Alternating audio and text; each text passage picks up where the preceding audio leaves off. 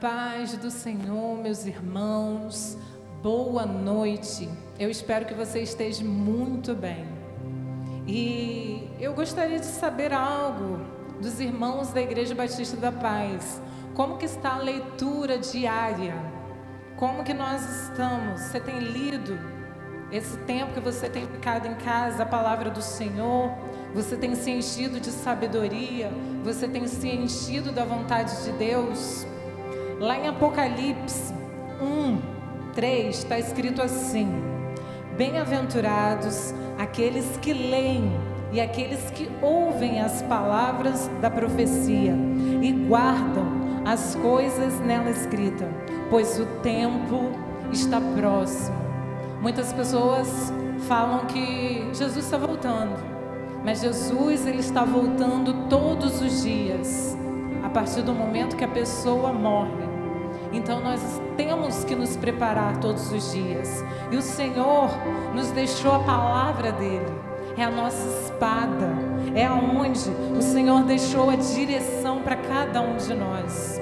E muitas das vezes o Senhor vem e a gente não sabe o que dizer ao Senhor, porque nós estamos tão afastados da vontade, das coisas dele. Chegou o momento de você começar a se basear mais na vontade e na palavra do Senhor. Se esforce para estar lendo diariamente. Essa é a nossa bússola. A Bíblia é a nossa bússola. Nós vamos orar agora para que o Senhor venha colocar essa vontade no seu coração. Oremos. Senhor, nosso Deus, nosso Pai, muito obrigada por esse domingo. Muito obrigada, Pai, porque podemos tirar um tempo contigo, Pai. Pai, nos colocamos aqui, ó Pai, na Tua presença, para Te pedir, ó Pai, mais da Tua vontade, mais da Tua palavra nos nossos corações. Senhor, quebranta os nossos corações. Pai, nos leve mais na Tua direção, na direção da Tua palavra. Nos faça amar a Tua palavra, que é lâmpada para os nossos pés. Não nos deixe dormir durante esse período, durante esse tempo. É um tempo para a gente ler a Tua palavra. É um tempo para a gente entender o que está dentro do Teu coração. Senhor, que nós possamos saber o que fazer quando o Espírito do Senhor vier. Nós te clamamos com a igreja. Prepara a tua noiva, Senhor. Coloca, Pai, um coração igual ao do teu filho em nós, ó Pai. Pai, em nome de Jesus, toma esse altar nas tuas mãos. Espírito Santo de Deus, toma esse lugar e toma esse momento, Senhor. Tudo que estamos fazendo é para Ti, é para Te honrar, é para Te honrar, Senhor. Em nome de Jesus. Amém.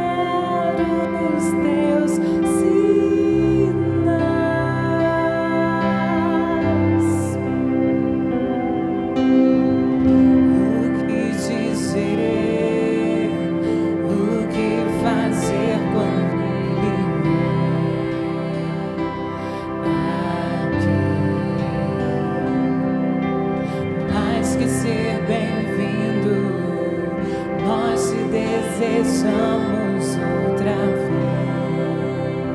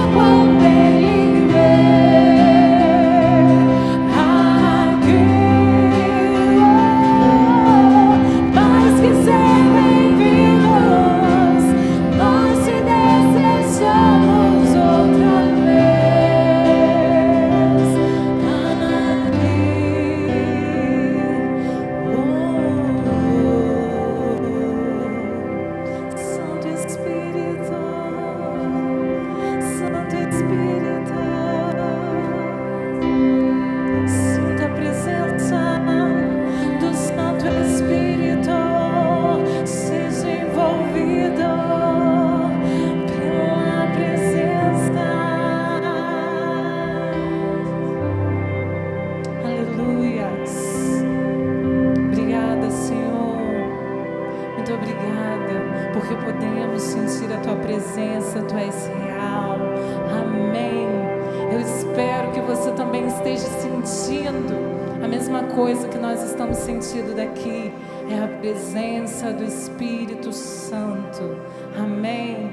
Nesse momento nós pedimos ao Senhor, vem sobre esse altar. Mas ao mesmo tempo é um tempo que o Brasil pede. Abra os céus, Senhor. Chegou um momento de os céus serem abertos, mas é através da minha e é através da sua oração. Cante comigo e peça ao Senhor para que os céus se abram nesse tempo.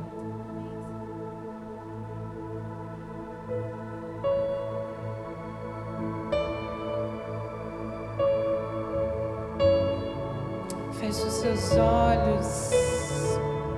Se conecte com a presença do Senhor. A presença do Senhor, ela tem sido o nosso refúgio, ela tem sido a nossa força. Nós confiamos no Deus em quem nós temos crido. Aleluias.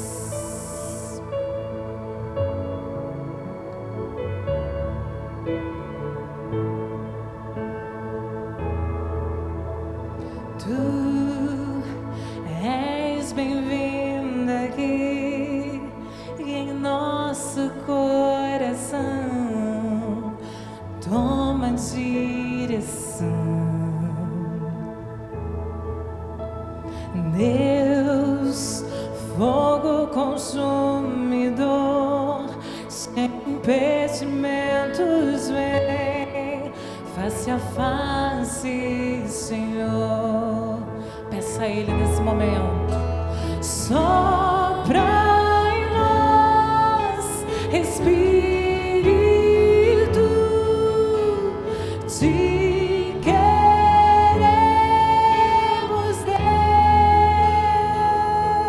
Deus. Sopra em nós, Espírito, te queremos, Deus.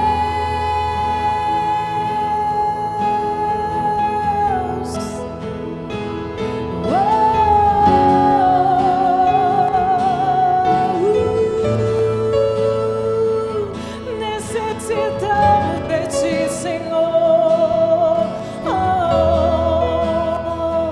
Estás aqui num trono de louvor. Tua presença me curou. Fascinado estou. Só por nós, sopra em nós, Espírito, te queremos, Deus. Peça a tua sua casa, sopra em nós, Espírito, te queremos, Deus.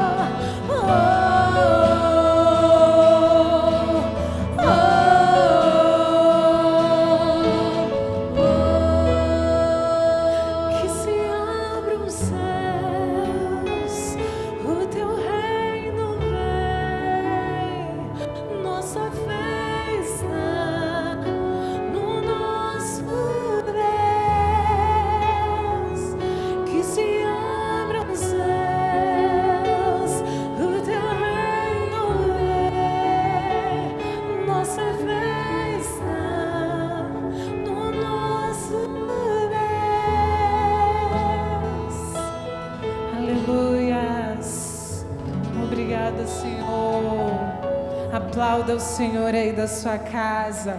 E que os céus durante essa semana possam ser abertos, mas por causa da minha e da tua oração. Amém? E agora é o momento de ofertório. Você que faz parte da Igreja Batista da Paz, todas as terças e todas as quintas, de 7 às 8 horas da noite, tem um irmão aqui te aguardando, esperando a sua oferta, o seu dízimo. Eu espero que o Senhor, nesse momento, Ele tenha te sustentado, para que você também possa estar ajudando aqui na obra. E aqui do lado, para os irmãos demais que quiserem ofertar no nosso ministério, tem a conta do banco. Se o Senhor tocar no teu coração, nós vamos agradecer demais pela sua ajuda. E porque o Senhor, Ele tem nos sustentado, e porque o Senhor tem sido bom, é que nós estamos aqui, podemos cantar e podemos louvar ao Senhor. O Senhor é bom e as tuas misericórdias duram para sempre. Oh Pai, como nós amamos cantar ao Senhor.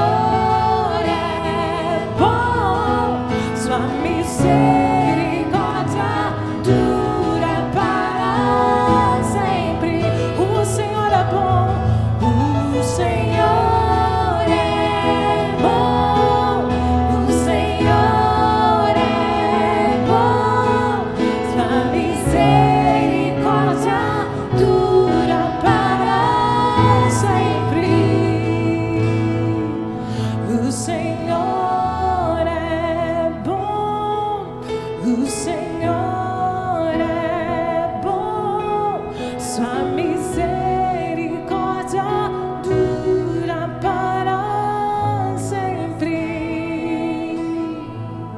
Aleluias. Obrigada, Senhor.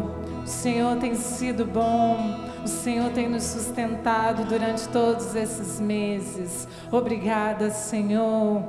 Amém. Vamos continuar nesse mesmo sentimento. O Senhor está movendo aí, eu creio. O Senhor vai mover durante toda essa semana. Tudo que nós temos feito é para a glória do Senhor. Tudo é para a glória dEle, tudo é para a honra dEle. É o único objetivo que nós estamos aqui, é para adorar e é para honrar o nome do Senhor.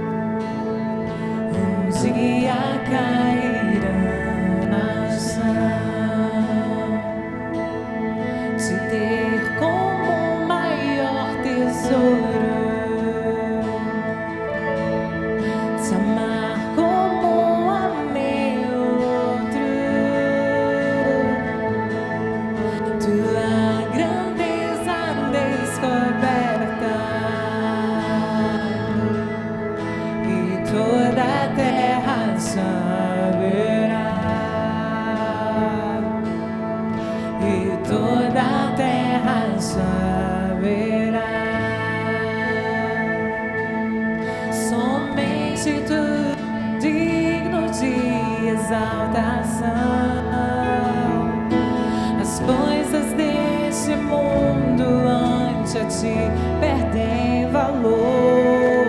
Somente tu és digno de exaltação. Tu serás reconhecido, Rei dos corações.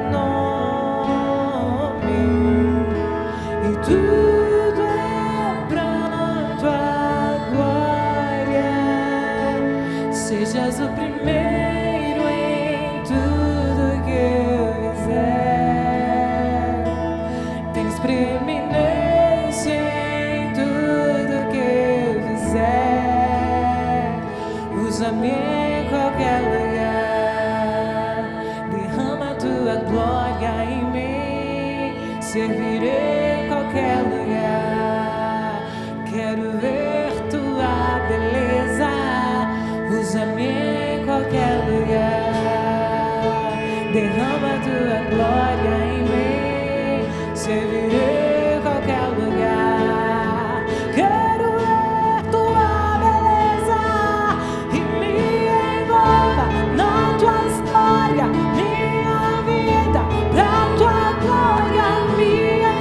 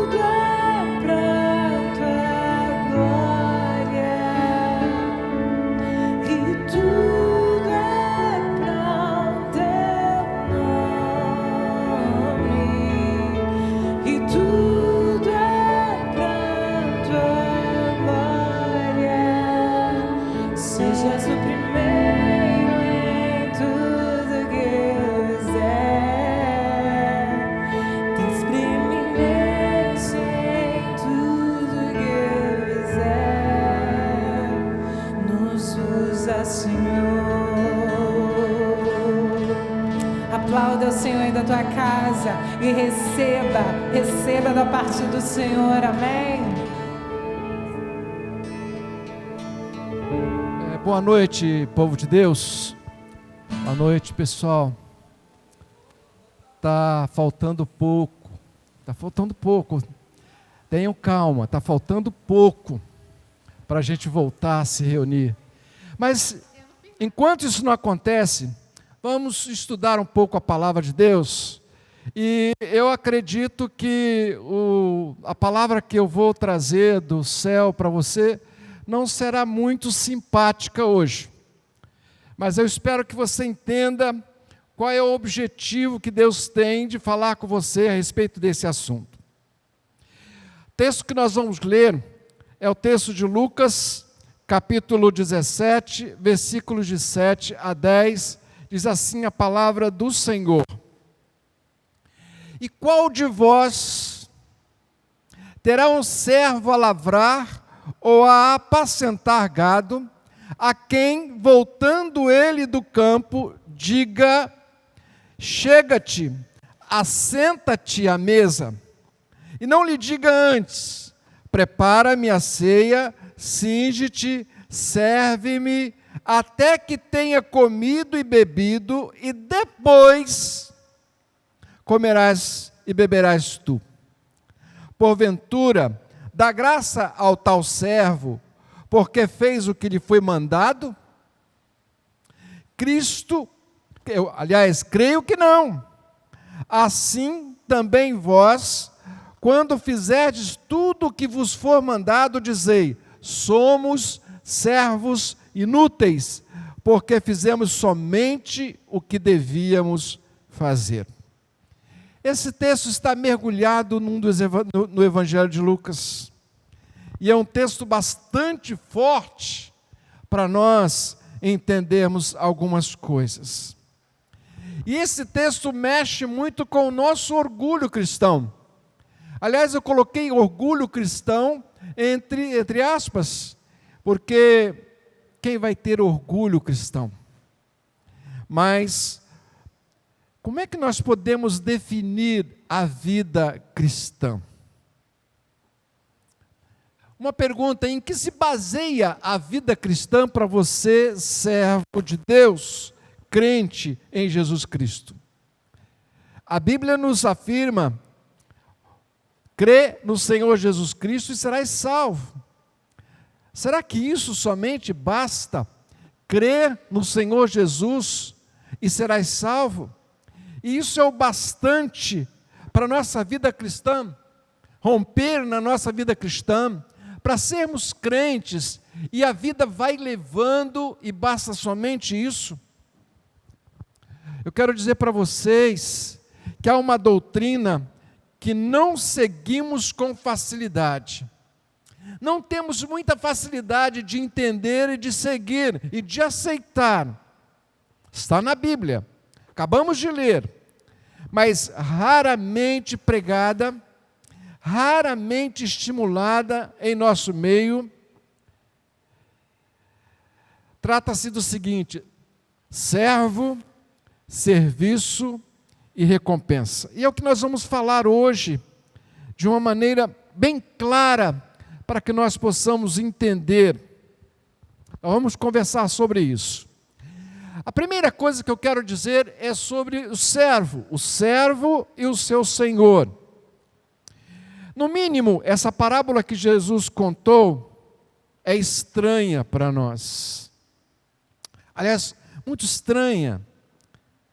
Quem será que Jesus estava se dirigindo quando ele falou assim, e qual de vós? Ele estava se referindo a quem? Eu creio de todo o meu coração que ele estava conversando com os seus discípulos, e certamente queria que esta mensagem chegasse até nós hoje, agora, nesse período que nós estamos vivendo, para testar a nossa fidelidade a Cristo Jesus como Senhor e nós como servos seus. Portanto, ele está falando diretamente a nós, está falando diretamente a nossa pessoa como crente em Jesus. Vamos analisar essa tríplice faceta da vida cristã: servo, serviço e recompensa. Primeiro vamos considerar a condição de servo. Versículo 7 do texto que nós lemos diz assim: e qual de vós terá um servo a lavrar e apacentar gado, a quem, voltando ele do campo, diga: chega-te, assenta-te à mesa? Quer dizer, o servo chega com o seu senhor do campo de trabalhar, e ao invés de ele fazer qualquer coisa, ele convida esse servo para sentar-se à mesa para comer junto dele. Certamente isso não aconteceria, mas nós podemos analisar esse texto e ver o seguinte, que ele estava lavrando a terra, ou cuidando das ovelhas, e nesses termos, diz a palavra, nesses termos, que ele estava cumprindo ordens, lavrando e cuidando das ovelhas, cumprindo ordens. Outra frase: a quem ao chegar do campo, chegou do campo à noite, ordens cumpridas. Já foram cumpridas todas as ordens, mas vai um pouco mais além, e dizeis: vem depressa e reclina-te para comer. Seria isso então uma recompensa? Uma recompensa daquilo que ele fez durante todo o dia? Depois de cumprir ordens, depois das ordens cumpridas, ele ter uma recompensa? Lá no Oriente, essa relação senhor e servo não é muito comum, não existia. Os discípulos não conheciam esse tipo de relação entre senhor e servo, e certamente eles devem ter dado boas risadas quando Jesus contou-lhes esta parábola. Para nós, embora achemos injusto o versículo 8 diz assim: e não lhe diga antes, prepara-me a ceia, cinge-te, serve-me, até que eu tenha comido e bebido, e depois então comerás tu. A gente acha um pouco injusto. Depois de trabalhar durante todo o dia, cumprir as ordens do seu Senhor, chegarem à noite em casa cansado, aquele Senhor ainda diz para o servo assim: olha, você vai ter que me servir, primeiro preparar a ceia, depois me servir, depois que eu ter comido e bebido, aí então comerás tu e beberás tu. Não aceitamos essa passagem quando ela se trata de servo e senhor para nós aqui. É meio complicado para nós aceitarmos uma tamanha injustiça como essa. Mas nós devemos agora fazer alguma coisa mais significativa. Se nós trouxermos esse tipo de relacionamento de senhor para servo, no relacionamento Jesus e nós, do nosso relacionamento com Jesus Cristo, como poderia ser? Será que nós poderíamos então aceitar esse tipo de relação, esse tipo de tratamento, se fosse com Jesus e conosco? Diz a palavra do Senhor que Jesus é Senhor, para isso Ele veio, para ser Senhor. Lá em Romanos, capítulo 14, versículo 6, versículo 9, diz-nos assim: aquele que faz caso do dia, para o Senhor o faz. E o que não faz caso do dia, para o Senhor o não faz. O que come, para o Senhor come, porque dá graças a Deus, e o que não come, para o Senhor não come e dá graças a Deus. Porque nenhum de nós vive para si mesmo, e nenhum morre para si. Porque se vivemos, para o Senhor vivemos, se morremos, para o Senhor morremos. De sorte que ou vivamos ou morramos, somos do Senhor. Porque foi para isso que morreu Cristo e ressuscitou, e tornou a viver, para ser Senhor, tanto de mortos como de vivos. Jesus é Senhor, não temos nenhuma dúvida sobre isso, e quando nós aceitamos a Jesus, não o aceitamos somente como Salvador, mas também como Senhor. Poderíamos perguntar, então, qual é a mais difícil parte da vida cristã? Aceitar Jesus como Senhor ou aceitá-lo como Salvador?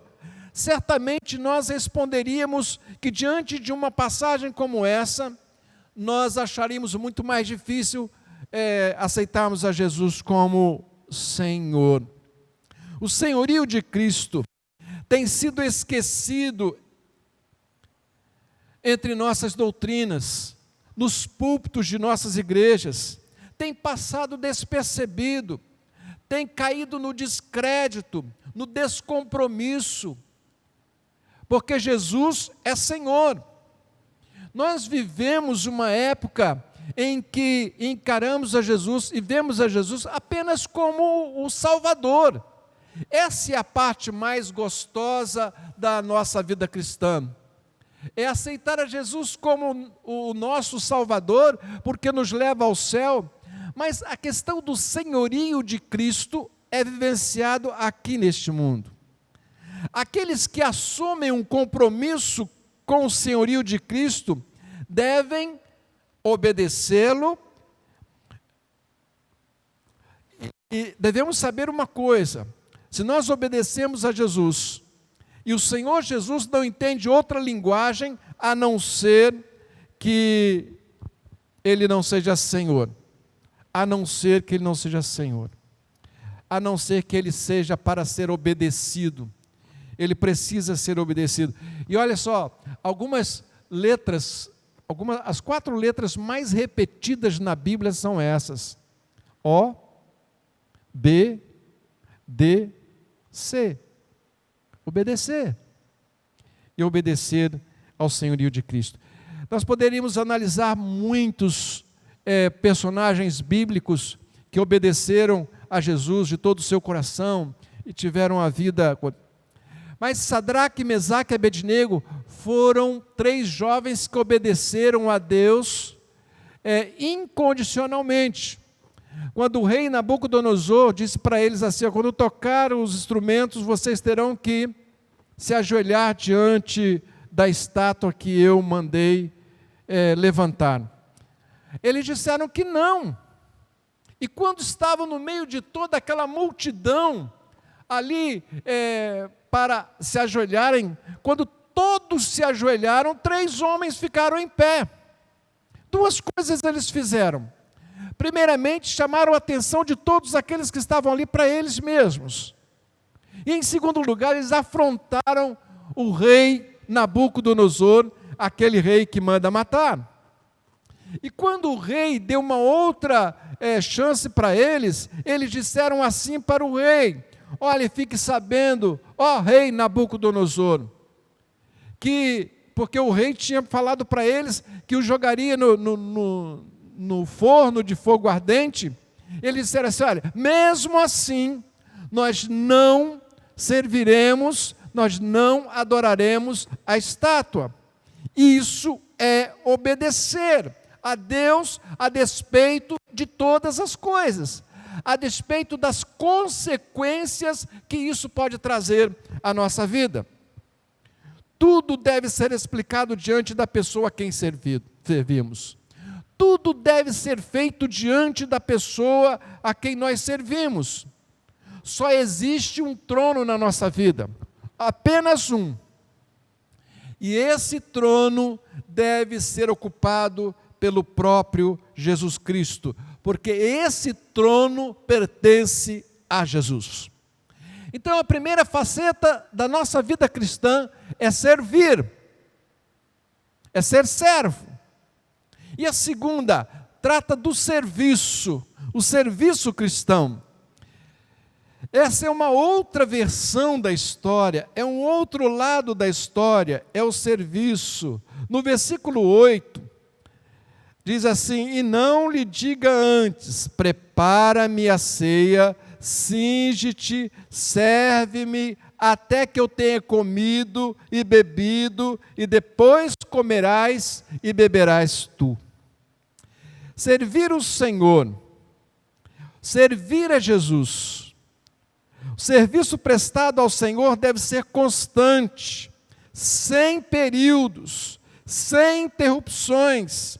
Após ter cumprido o serviço no campo, ainda tem mais serviço. Ainda não terminou, não termina, não tem período, não tem começo nem fim. Enquanto estivermos neste mundo, nós estamos servindo a Deus, servindo a Jesus. Veja que quando ele chegou do campo, depois da ordem cumprida, depois de tudo feito, ele ainda teve que preparar a ceia, ainda teve que servir a ceia, porque depois então ele teria que beber e comer. Depois, eu quero apresentar para vocês lições dadas por Jesus no que se refere à atividade de servir, do serviço cristão.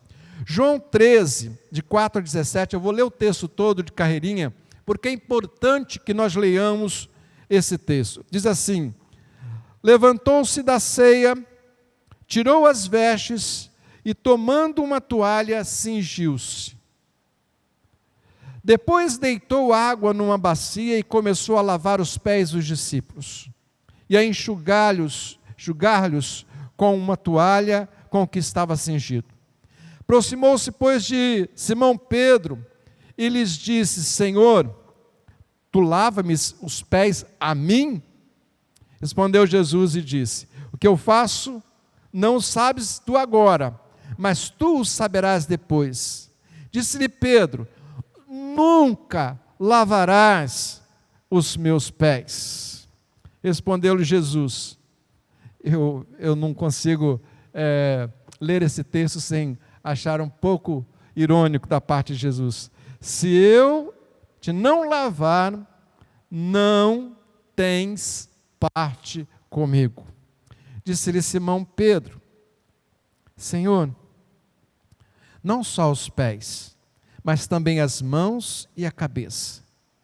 Disse-lhe Jesus: aquele que está lavado não necessita de lavar, senão os pés, pois no mais todo está limpo.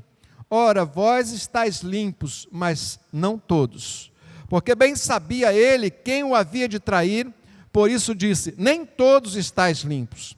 Depois que lhes lavou os pés, e tomou as suas vestes, e se assentou outra vez à mesa, disse-lhes: entendeis o que vos tenho feito?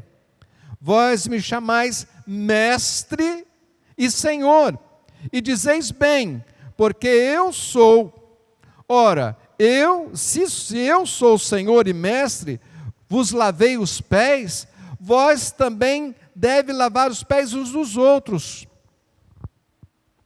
Porque eu vos dei o exemplo, para que como eu vos fiz, façais vós também. Na verdade vos digo, que não é o servo maior do que o seu senhor, nem o enviado maior do que aquele que o enviou. Se sabeis essas coisas, bem-aventurados sois se as fizerdes.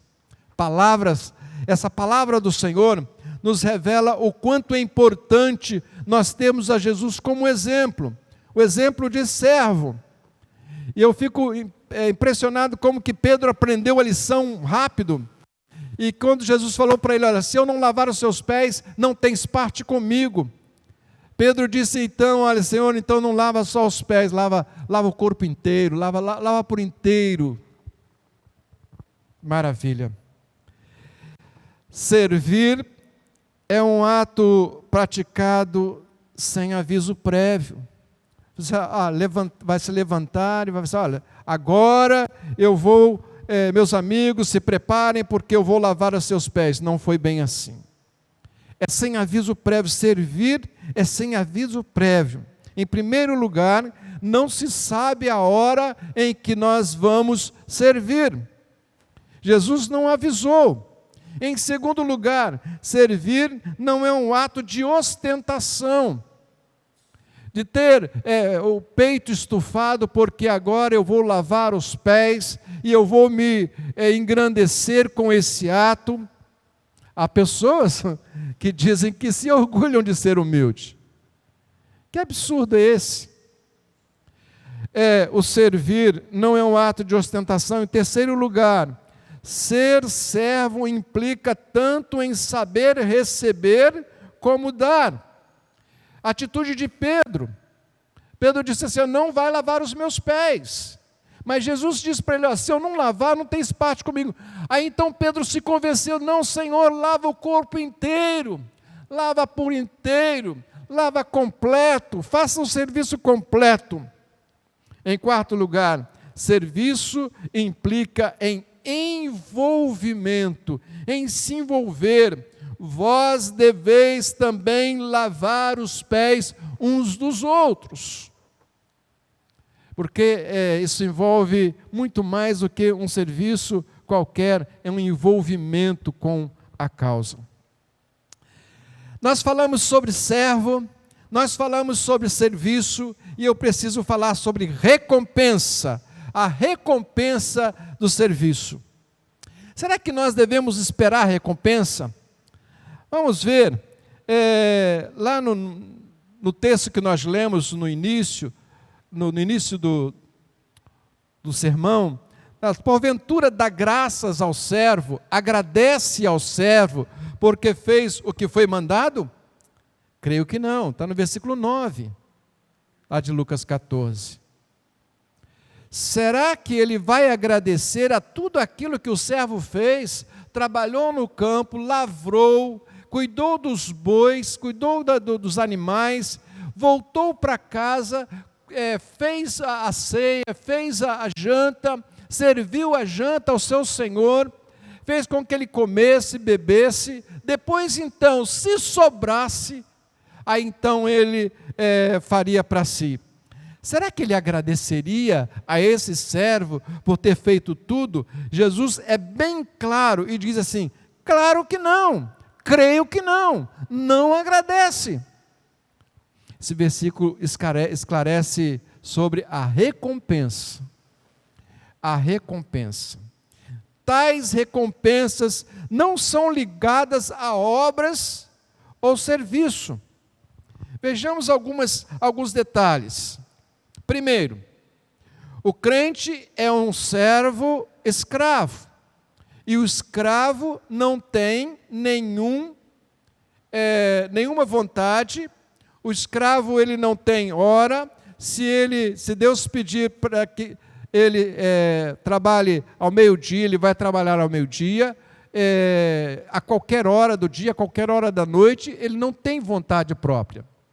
E então, nós podemos ver que o servo, o escravo, ele não tem nome, porque quando o escravo do primeiro século, e nós não entendemos isso aqui no Ocidente, porque nós nunca servimos a ninguém, a nenhum senhor, mas ele colocava, ele perdia a sua identidade e colocava ali na orelha uma etiqueta com escravo do senhor fulano de tal.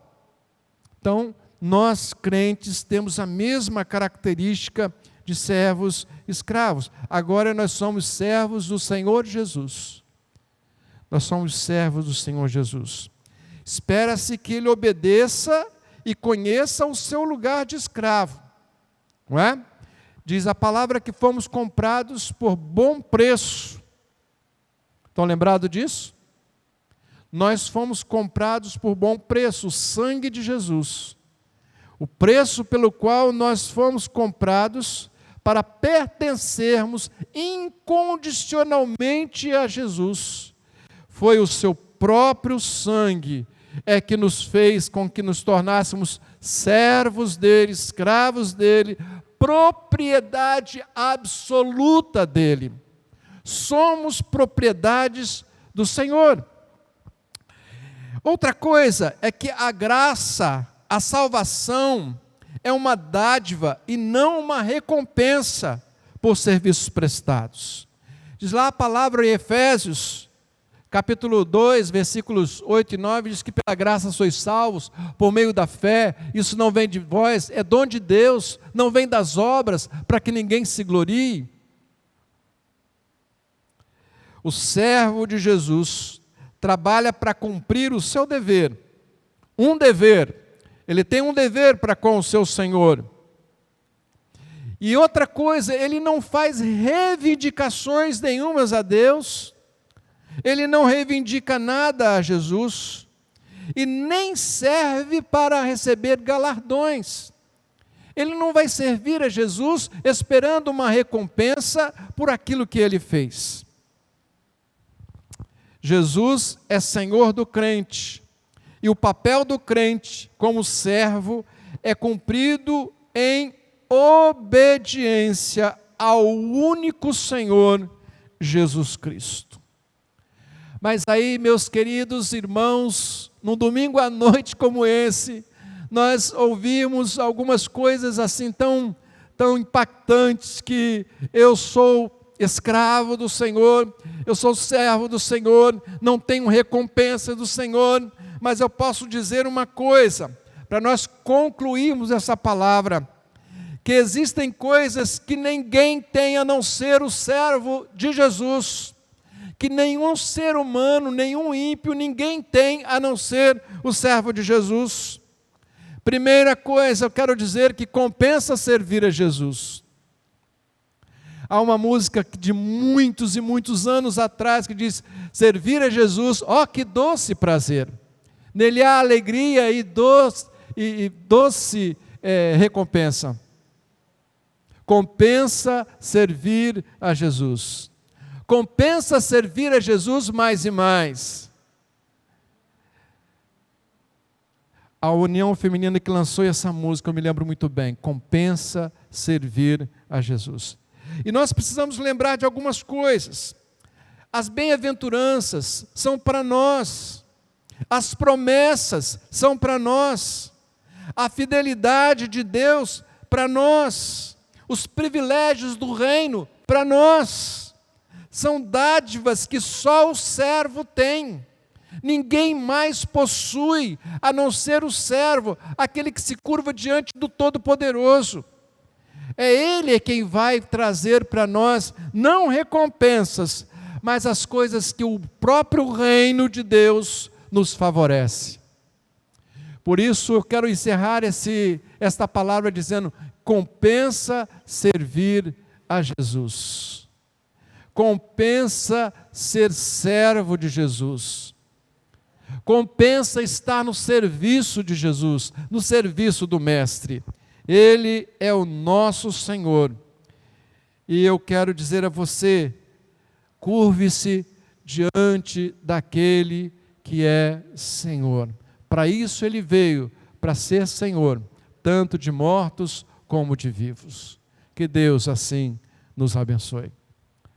E agora, que o amor de Deus, o nosso Pai, a graça de nosso Senhor e Salvador Jesus Cristo, e as consolações, o conforto, a paz, a segurança, a companhia do seu Santo Espírito, esteja com todos vocês, hoje e para todos sempre. Amém.